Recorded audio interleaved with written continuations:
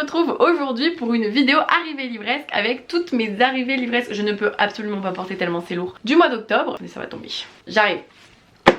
J'ai donc reçu tout plein de livres lors de ce mois d'octobre et bah écoutez, j'espère donc qu'ils vont vous faire envie.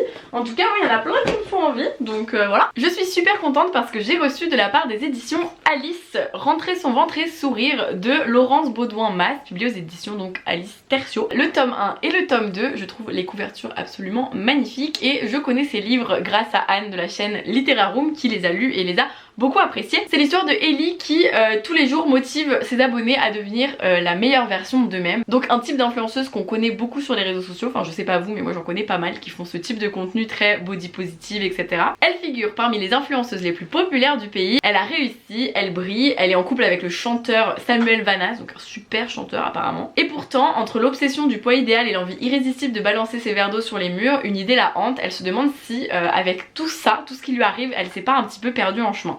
Et je pense que c'est une thématique qui peut potentiellement beaucoup me toucher, donc j'ai trop hâte de le découvrir. J'ai reçu la version poche de l'année de grâce de Kim Liggett, publiée aux éditions Gallimard dans la collection Pôle Fiction, et j'ai tellement aimé l'année de grâce que je suis trop contente de pouvoir vous dire il est disponible en poche, comme ça vous pouvez aussi le lire si il vous fait envie, et vraiment n'hésitez pas, c'est une pépite ce livre. C'est l'histoire d'une société où à leurs 16 ans on envoie les jeunes filles faire leur année de grâce, c'est-à-dire elles sont envoyées dans une forêt parce qu'on estime qu'à 16 ans elles ont une magie qui fait que les hommes les désirent et que les femmes des hommes sont folles de jalousie, donc autant vous dire que c'est juste les hommes qui sont des gros dégueulasses, mais bon c'est un autre sujet. Et du coup on les envoie dans cette forêt pour qu'elles perdent cette magie et dans cette forêt il se passe plein de choses pendant un an puisqu'elles doivent se débrouiller par elles-mêmes et qu'elles peuvent être très violentes les unes envers les autres, et on va suivre un personnage principal. Elle s'appelle comment Inès dans l'année de grâce? Tierney? Ah oui exact, merci. Et on suit le personnage de Tierney, donc ma soeur vient de le lire et elle a adoré, et donc Tierney, en fait on va suivre sa vie et savoir si elle revient vivante de cette folle aventure. C'est très sombre comme livre, mais voilà, c'est une arrivée livrée, je ne vous en dis pas plus.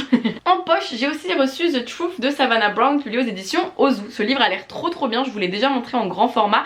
Je l'ai reçu en poche parce que ma soeur a lu le grand format, l'a mis dans son sac, sa gourde s'est renversée et mon livre est complètement détrempé. Donc j'ai demandé à Ozu si c'était possible, sinon je l'aurais acheté, puisque pour faire des jolies photos c'est mieux d'avoir un livre en état. C'est l'histoire de Sydney qui est persuadé que la mort de son père n'est pas accidentelle et que quelqu'un l'a probablement tué puisqu'il était le seul psy de la ville et donc qu'il connaissait les secrets de tous les habitants.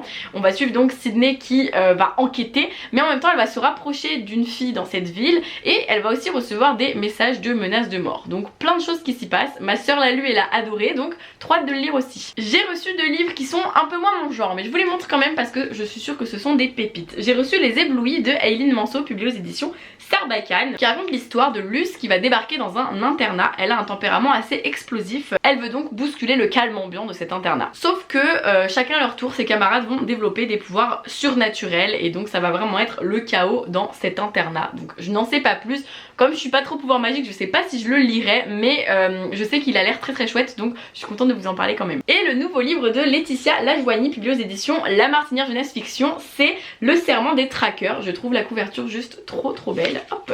Donc elle a gagné le concours Sarah Gimas, je savais pas qu'il y avait eu un concours qui avait le nom de cette autrice. Et ici on est dans un livre qui parle d'alchimiste, de pouvoirs magiques liés à la faune et à la flore, d'un spectre qui a dévasté la moitié de la capitale, etc. Et on va suivre les destins de deux personnages qui vont potentiellement devoir se lier pour réussir à affronter la désolation que le spectre a amené dans leur monde.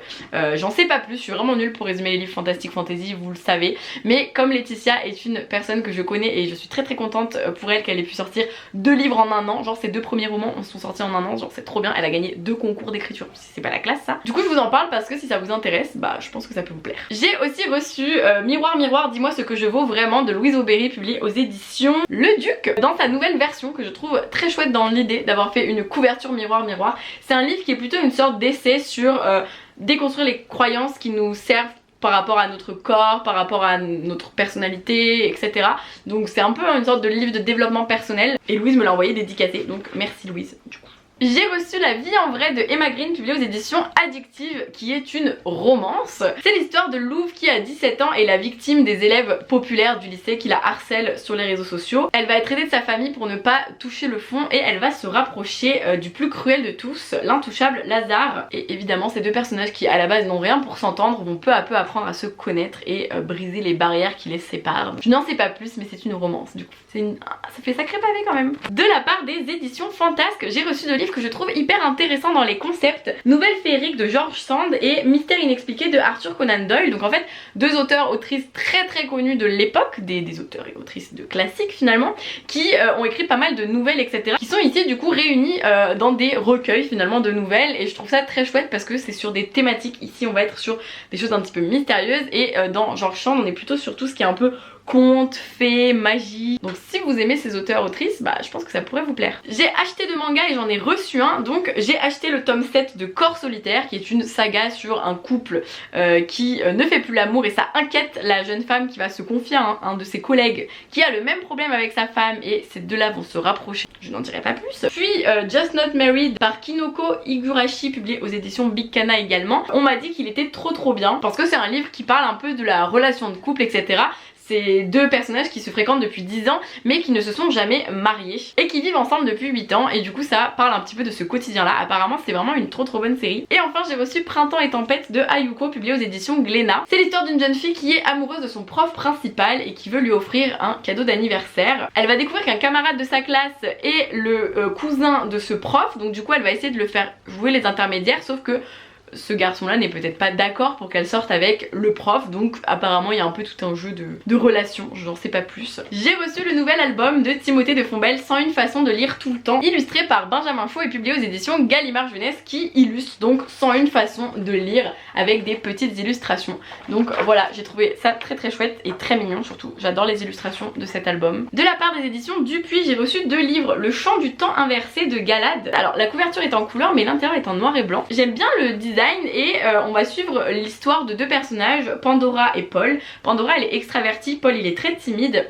Elle travaille dans une boutique de art toys, je sais pas trop ce que c'est, et lui il en achète, donc leur rencontre est évidemment inévitable. Ils vont se rencontrer, ils vont se parler, apprendre à se découvrir, mais ils ne savent pas si c'est de l'amour, des fantasmes, des chimères. La frontière est très mince, je ne sais pas exactement de quoi ça parle mais le résumé m'attire pas mal. Et ensuite, alors là j'ai pas tout compris, mais c'est une bande dessinée qui a été co-scénarisée par la chanteuse Jane, donc un peu improbable, et c'est plutôt fantastique fantasy. Ça s'appelle Citizen, c'est donc de Jane Toledano, Robledo, Galis et Perez, une sacrée équipe. C'est l'histoire d'une ville qui s'appelle Citizen, qui est une ville éco-responsable qui répare la terre post-apocalyptique grâce à des arbres magiques. Et on va suivre Amal, une lycéenne très impliquée qui veut y faire son job dès qu'elle aura terminé ses études. Sauf que sa sœur est activiste mais pour des raisons qui sont contraires à celles de Amal, et du coup Amal elle est coincée un petit peu entre ce qu'elle ressent pour sa sœur et le fait de respecter aussi ses convictions ou suivre ses rêves. Donc je pense que c'est assez intéressant et ça aborde justement tout ce qui est écologie de manière un peu en débattant les idées, mais j'en sais pas plus, écoutez. J'ai reçu le tome 3 de L'Orée Olympus que j'ai trop hâte de lire. Là je suis en pleine lecture du tome 2, j'en suis à la fin, donc dès que je l'ai fini je lis le tome 3, j'ai trop hâte. J'ai failli spoiler. Et L'Orée Olympus, pour celles et ceux qui ne le savent pas, c'est l'histoire de Hadès et Perséphone mais version moderne. Donc du coup c'est un webtoon à l'origine. Tous les épisodes sont disponibles gratuitement sur webtoon si vous voulez déjà découvrir le webtoon, mais ils les ont sortis en version livre et je trouve ça très chouette. C'est très beau, c'est que dans une certaine colorimétrie et je trouve ça trop bien, moi j'adore. C'est passionnant. J'ai reçu Les 4 filles du Docteur Mars, publié par les éditions Tibère et illustré par Nathalie Novi et donc écrit par Louisa May Alcott à la base de la base. Mais là du coup c'est une version intégrale mais illustrée et je la trouve magnifique mais très épaisse. Mais du coup c'est super beau les livres Tibère avec les belles illustrations, les pages, les ornements et tout, c'est sublime. J'ai reçu Prodigieuse, des histoires de filles pas comme les autres de Anne-Fleur Multon et Digli, publié aux éditions Michel Lafon, qui répertorie plein de femmes qui lorsqu'elles sont jeunes ont fait avancer les choses, avancer le monde avant même d'être majeures. Et du coup ce livre les met en avant par des biographies, des illustrations ainsi que des petites histoires écrites par Anne-Fleur Multon sur ces jeunes filles lorsqu'elles étaient adolescentes. Pas forcément une histoire sur l'apogée de leur vie mais quelque chose qui fait partie d'elles, et Anne-Fleur s'est donc prise à la fiction évidemment pour écrire ça, mais ça permet de les découvrir par d'autres biais et de découvrir ces portraits hyper importants de notre époque et surtout montrer à quel point il y a des filles qui ont brillé bien avant d'être majeure et dont on ne parle probablement pas assez. Allez, on a presque fini. J'ai reçu une bande dessinée incroyable, Frankenstein de Mary Shelley, publiée aux éditions Glénat et illustrée par Georges S. Bess. Elle est très grande, hein, elle fait plus de la taille que ma tête et elle est vraiment incroyable. J'ai déjà lu Frankenstein, hein, donc moi je connais cette histoire, mais ça m'a donné envie en version BD comme ça. C'est un style d'illustration qui est assez particulier, mais je pense que c'est vraiment un style qui peut plaire, donc je vous le montre. Et elle est incroyable, vraiment elle est trop belle. Argenté là sur la couve, puis ça peut faire une bonne idée de cadeau de Noël aussi, je me dis. J'ai reçu les 1000 films cultes de l'histoire du cinéma, publiés aux éditions Glénat, écrit par Jean Serrois. Ma soeur a déjà compté et elle a vu à peu près 150 films sur les 1000, ce qui je trouve déjà énorme. Je trouve ça très fun de faire un peu une sorte de répertorier un peu, et c'est très chouette aussi pour agrandir sa culture cinématographique. J'ai reçu la BD L'Alchimiste de Begley, Barbucci et Saint-Genèse, publiée aux éditions Jungle. J'ai adoré cette bande dessinée, je peux déjà vous le dire. C'est l'histoire de Basile qui, auprès du déluré Flamel, de la lunaire Esperanza et du flamboyant Phoebus, vont se lancer dans la quête de la pierre philosophale et ils vont devoir résoudre des énigmes, mener l'enquête, faire face à des sombres magies qu'ils ne connaissent pas forcément. Et j'ai trouvé cette bande dessinée très chouette et très amusante, vraiment. Alors ça pour moi, ça commence à partir de 10 ans je pense, et vraiment c'est très chouette comme cadeau, elle est vraiment drôle. Puis j'ai reçu Dracula de Bram Stoker, encore illustré par Georges Bess du coup. Donc c'est illustré par le même illustrateur que pour Frankenstein, mais là en version un peu moins grande, et je suis trop contente. J'ai toujours voulu lire Dracula, j'ai la flemme, donc de pouvoir découvrir Dracula par la version de bande dessinée, j'adore. Mais encore une fois du coup on est sur du noir et blanc et un style qui est quand même un peu atypique, donc je testerai avec Dracula pour voir si ça me plaît, mais j'ai trop hâte de découvrir l'histoire de Dracula que je ne connais pas. Le noir et blanc ça va trop bien avec Dracula je trouve. J'ai reçu la bande dessinée Vampiria, Inquisition de Victor Dixon et Eder Messias, publiée aux éditions Soleil. Ce n'est pas une adaptation du roman Vampiria de Victor Dixon, c'est un livre qui se passe dans l'univers mais avec d'autres personnages, donc c'est cool parce que c'est différent et ça permet d'avoir un plus pour les fans de Vampiria, ça donne envie. Et enfin j'ai reçu Les Mondes des Willan tome 1 et 2, puisque comme encore une fois je suis une flemmarde et que j'ai lu La Quête des Willan quand j'étais jeune mais pas Les Mondes des Willan, quoique je les ai peut-être lus, mais dans ce cas là j'aimerais bien les redécouvrir par les bandes dessinées qui sont donc écrits par Pierre Bottero mais illustré par Lilian Baldetti et Formicola. Enfin non, Lilian je pense que c'est le scénariste. Mais du coup je suis très contente qu'elle soit sortie en BD aux éditions Glénat afin de les redécouvrir par les bandes dessinées parce que je trouve ça trop chouette. Et voilà pour cette arrivée livresque. Wouhou, je suis très contente, j'espère que ça vous a plu, que ces livres vous ont donné envie. N'hésitez pas à tout me dire dans les commentaires comme d'habitude. Je vous dis à très vite pour une prochaine vidéo et passez de très belles lectures d'ici là.